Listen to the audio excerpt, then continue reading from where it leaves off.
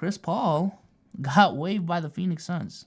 Was I shocked by this? Kind of, low-key, I don't know. On one hand, I understand why the Phoenix Suns want to move on from Chris Paul. But on the other hand, I would also, I could see them trying to keep that core intact of, like, at the very least, Chris Paul and Devin Booker and just add on top of that. Yeah, I think the game plan for the Phoenix Suns, and maybe I'm wrong on this, I think they saw something in the playoffs with Devin Booker being more so of a ball handler. I think that might be their game plan next year, bro. Let's make Devin Booker our primary playmaker / ball handler and go around it that way. Now, in terms of where CP3 can go to next, I think we need to be clear with who Chris Paul is at this point in his career. First and foremost, I think we need to understand that Chris Paul is, what is his age right now? Chris Paul just turned 38. Chris Paul is 38 years old. All right? He's not the same player he used to be. I understand in his peak he was one of the best perimeter defenders in the league. Just period, point blank, one of the best defenders in the league. But that is not who Chris Paul is right now. He's not. Okay? Also, let's get it. The fact that you left for the 5. I'll answer your question here in a second. Also, his rim pressure is damn near non-existent. I just don't think he got that step to get to the rim and really finish like that anymore. You know, I think it's unreasonable for Chris Paul to be your second best primary playmaker. He's just not that guy anymore. Which is fine. Chris Paul is 38 years old. With that being said, I think he would, and I don't know if he's going to be willing to accept this role, because even just last year, he was still the starting point guard for his team at 37 years old. I think he would be a really, really good backup point guard on any team, or at the very least, or not even at the very least, maybe that's the wrong word, but he can still be a starting point guard for a championship level team where he doesn't need to be their first or second best playmaker. You know what I'm saying? If they just need someone who can control the pace of the game a little better, to have an option when, you know, their primary playmakers aren't getting it done, I think Chris Paul fits that role very well. With that being said, not even no dick suck,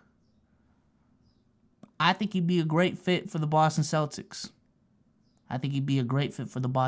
Coming off the bench. Or maybe even starting, depending on how he plays. I think, and you know, with the rumors of us bringing back Jaylen Brown, yeah, we gonna need some depth, and we still have holes within our team that need to be fixed.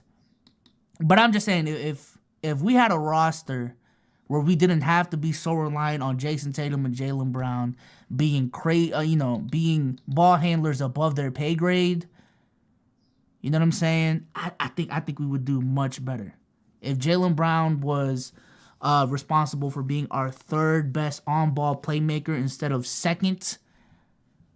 You know, that would be so much better, in my opinion. Other than that, honestly, as a backup point guard for Denver, I think Chris Paul would also be a great fit for the Denver Nuggets. I don't know. I think when I look at the Denver Nuggets, I do think they are missing playmaking off the bench. I was hella surprised when they even put in Reggie Jackson for that one minute. But you know, if we're looking at improvements that the Denver Nuggets can make moving forward, you know, they can use some more on-ball playmaking off the bench. You know what I'm saying? So I think the Denver Nuggets are a really good fit. Let me see who else. And hey, I'm gonna keep it a stack. The Lakers. I think the Lakers are also a pretty good fit for Chris Paul.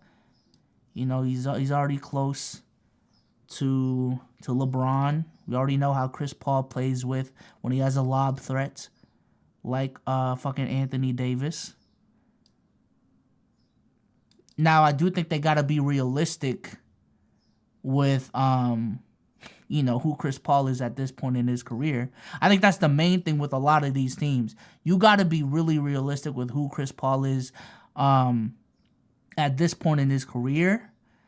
But I'm just saying, what I saw from the playoffs from the Lakers was that their two best on-ball creators were LeBron James and Austin Reeves.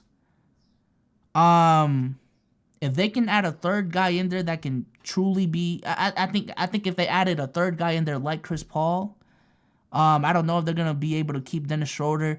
I don't think D'Lo is the answer, and everyone's been saying they are moving on from D'Lo. I think if you replace those D'Lo minutes with Chris Paul minutes, I think Chris Paul can knock down open jump shots better than D'Lo. I think he's still a better mid-range playmaker and shot creator than D'Lo. I think defensively, we're having a mid-off at that point. You know what I'm saying? So, you know, I think that's a good fit right there. And aside from that,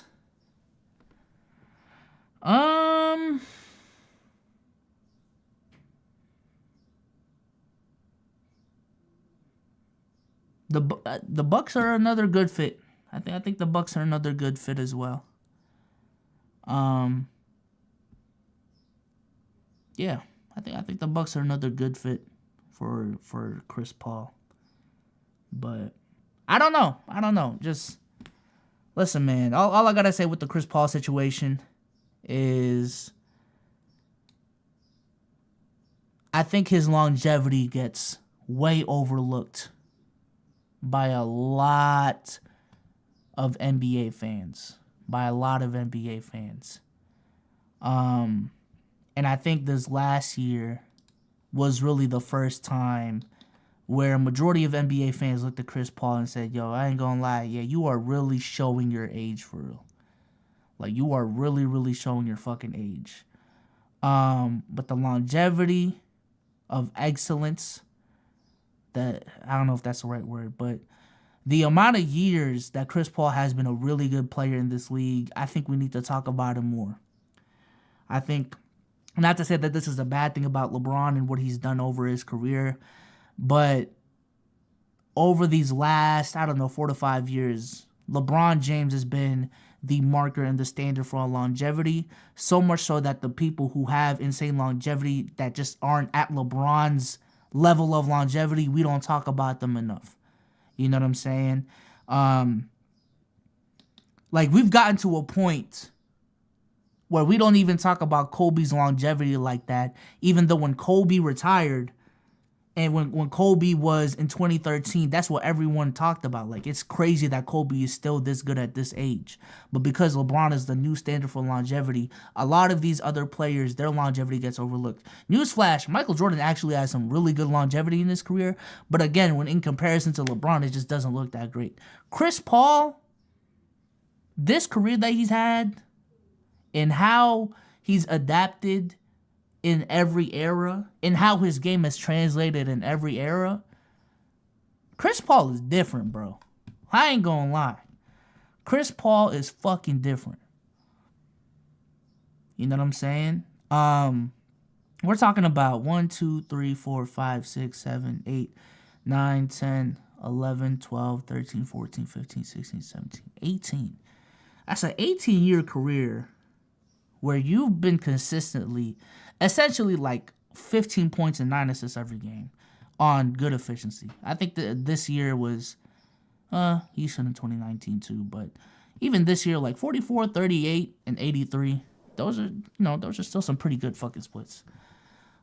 Especially for a 37-year-old. But yeah, man, shout out to Chris Paul. I wish you the best.